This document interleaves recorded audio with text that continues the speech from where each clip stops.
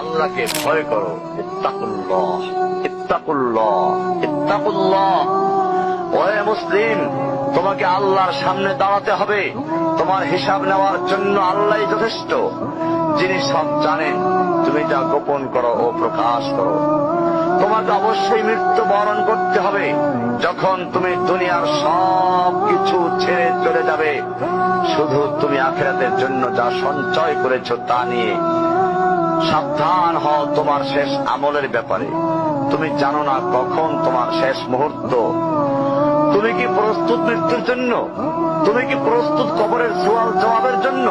তুমি কি প্রস্তুত ভয়াবহ কিয়ামতের জন্য, হাসরের ময়দানের জন্য, হিসাব নিকাশের জন্য, আল্লাহকে জবাব দেওয়ার জন্য, মিজানের জন্য? তুমি কি প্রস্তুত চুলের চাইতে সূক্ষ্ম, তরবারির চাইতে ধারালো পুল সিরাতকে পাড়ি দেওয়ার জন্য?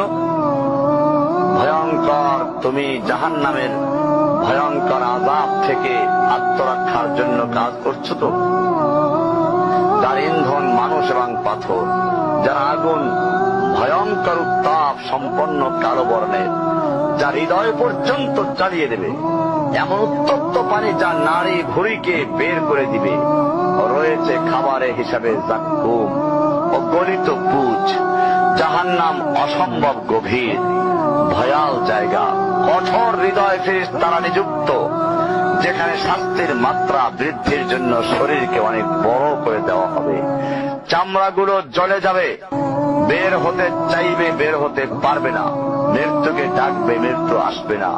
ভয়ঙ্কর শাস্তি যা অনন্তকাল ব্যাপী চলতে থাকবে।